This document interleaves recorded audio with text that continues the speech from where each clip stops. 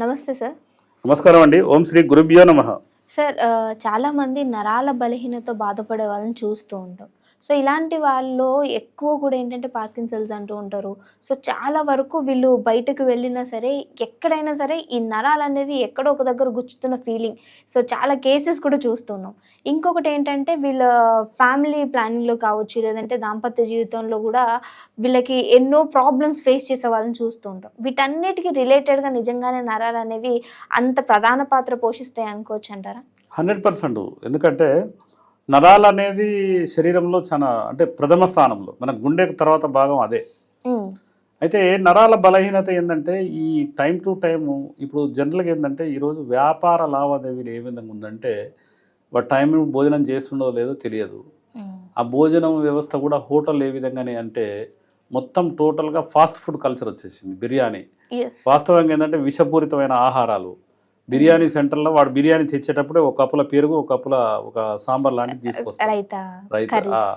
రైతా అనేది వాస్తవంగా ఏంటంటే నాన్ వెజ్ తిన రోజు పెరుగుతో వాడొద్దు. గుడ్డు తిన్నా కూడా పెరుగు తినొద్దు. వాస్తవంగా అది విషతుల్యమైన ఆహారం. చింతపండు అనేది రెగ్యులర్గా వాడొద్దు. అది మెడికేటెడ్. వాస్తవంగా అది ఏంటంటే 2 గ్లాసులు శనివారం నైట్ పిల్లలకు పెద్దలకు తాపేది చింతపండు అనేది మార్నింగ్ మోషన్స్ అవుతానికి. దాని ఏంటంటే దాంట్లో అల్లం బెల్లం వేసి రకరకాలుగా సాంబార్ అని కొత్తగా తయారు చేశారు. అది కంటిన్యూ అవుతుంది. ప్రతిరోజు సాంబార్ లేని ఇల్లు లేదు. అసలు వాస్తవంగా ఏంటంటే చింతపండు 4 రోజులు బంద్ చేసి మోకాలు నొప్పులు పోతాయి. చింతపండు అంటే ఇవన్నీ ఏంటంటే చెప్పేవాళ్ళు లేరు, వినేవాళ్ళు లేరు. బయట ఏంటంటే ఫాస్ట్ ఫుడ్ వాడు ఏమి వేస్తాడో ఏమో అది నరాల మీద ఎఫెక్ట్ పడుతుంది. రకరకాలుగా నరాల బలహీనత వస్తే దాంపత్య అంటే సెక్సువల్ ప్రాబ్లం పడ్డట్టే. అసలు వాస్తవంగా ఏంటంటే శరీరంలో D3 విటమిన్ సూర్యోదయం ద్వారా అనేక B2 విటమిన్ ఇట్లాంటి కొన్ని వందల విటమిన్లు ఉన్నాయి. అంటే ఒక్కొక్క దానికి ఒక్కొక్కటి యాడ మెడిసిన్ వాడతాం మనం. అప్పుడే నరాల బలహీనత వచ్చిన వాళ్ళకు చాలా సైడ్ ఎఫెక్ట్లు ఉంటాయి. కాబట్టి ఏంటంటే నరాల బలహీనతకు ఒక అద్భుతమైన పరిష్కారం ఏంటంటే ఆయుర్వేదంలో మీకు ఒక 5 రకాల మొక్కల వేర్లు చూపెడతా తల్లి. ఇది ఏంటంటే అతిబల వేర్లు. ఇవి అతిబల వేర్లు. ఇది అంటే అతిబలాన్ని అందరూ చూపెడుతుంటారు. అతిబల వాడండి రకరకాలుగా. ఇది అతిబల వేర్లు. ఇది ఏంటంటే ఇది బల వేర్లు. బల. ఇది నాగబల వేర్లు. ఇది వచ్చేసి తీగ బల వేర్లు.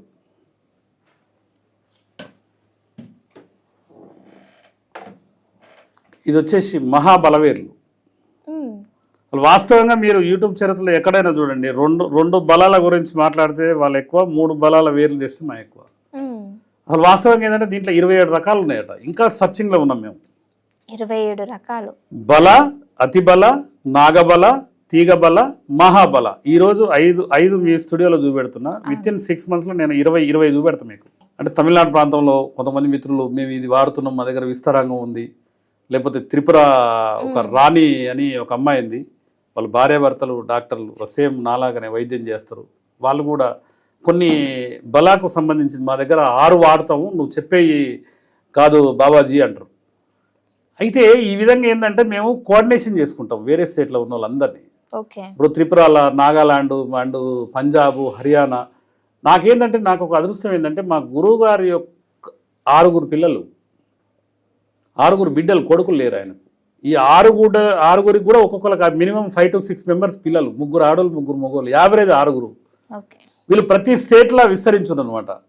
ఒక అమ్మాయి త్రిపురాలో ఇచ్చినాం, ఒక అమ్మాయి నాగాలాండ్ ఇచ్చినాం. అంటే అక్కడ ఏంటంటే హిందీ అనేది దర్లంగా మాట్లాడతాం.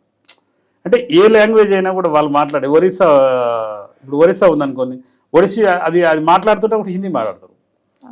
కాబట్టి ఇవన్నీ సేకరణ అనేది, మూలిక సేకరణ అనేది వెరీ ఇంపార్టెంట్. మా దగ్గరికి అయితే చాలామంది ఆయుర్వేద వైద్యులు వచ్చి నేను చేగొండి మొక్క పక్షవాతంది లేకపోతే నేలదంతి మొక్క అని చెప్తే, నేలదంతి మొక్క ఏడుంది ప్రపంచంలో లేదు, అసలు ఈ నువ్వు చేగొండి ఏదో తప్పు చెప్తున్నావు అన్న ఉద్దేశంతో 2 క్వింటాలు 3 క్వింటాలు ఏడుంటుంది నీ దగ్గర అంటే మా దగ్గర రాశులు పోసి ఉంటుంది.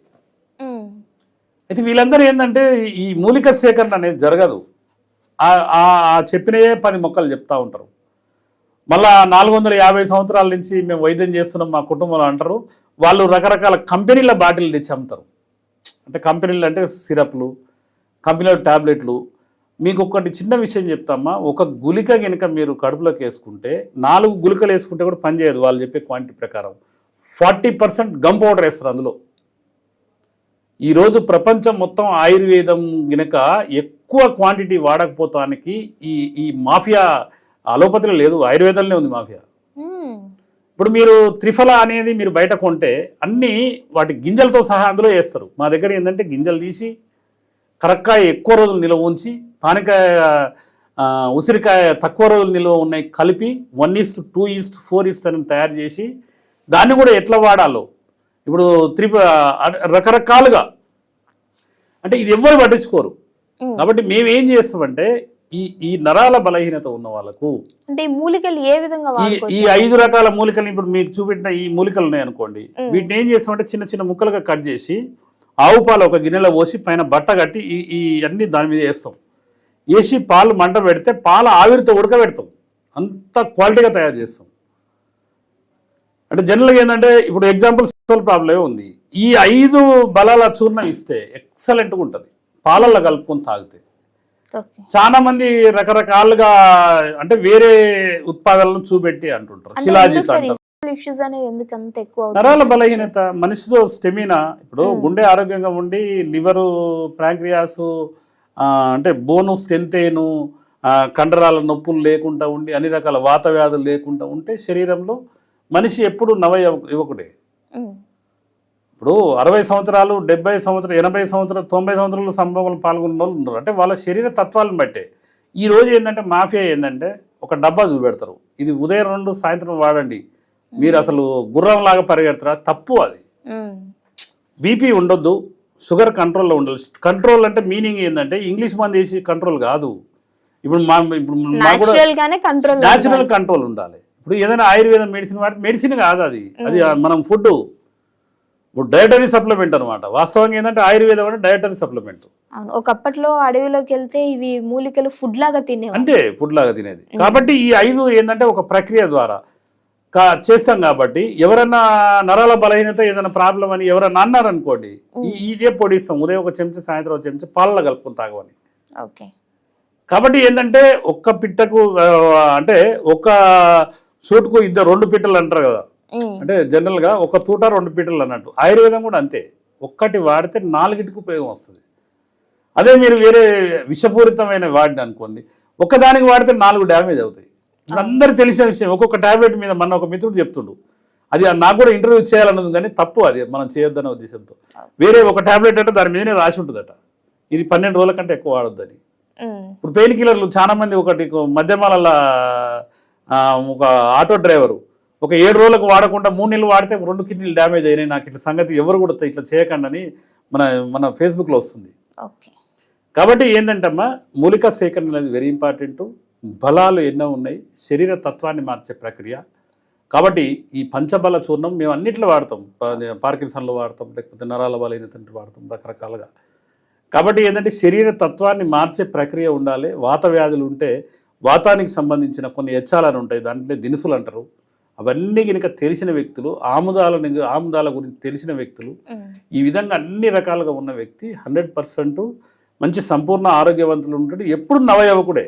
కొంతమంది చూసారా, 50 సంవత్సరాలు వచ్చినా అంతే ఉంటారు, 60 సంవత్సరాల నుంచి అంతే ఉంటారు, 70 సంవత్సరాలు వచ్చినా అంతే ఉంటాడు. మా మిత్రుడు ఒక అతను పోగుల నారాయణ రెడ్డి అని ఉండు, నాకు ఒక 25-30 సంవత్సరాల ఫ్రెండ్. వాడు నాకు 30 సంవత్సరాల కింద ఎట్లా పరిచయం ఏంటో ఈ రోజు కూడా అదే విధంగా ఉండు, సేమ్ బాడీ సేమ్. మంచిగా నాన్ వెజ్ ఎక్కువ తీసుకోడు, వెజిటేరియను, లిక్కర్ అలవాటు లేదు, మంచి పొద్దున్నే వాకింగ్ పోతాడు. అంటే రకరకాలుగా ఇట్లా ఈ విధంగా ఉంటుంది అనమాట. కాబట్టి ఏంటంటే నరాల బలహీనత అనేది జబ్బు కాదు, అది ఏది కూడా జబ్బు కాదు. ఆయుర్వేదం చరిత్ర తెలిస్తే తప్పకుండా దాన్ని అవగాహన తెచ్చుకోవాలి.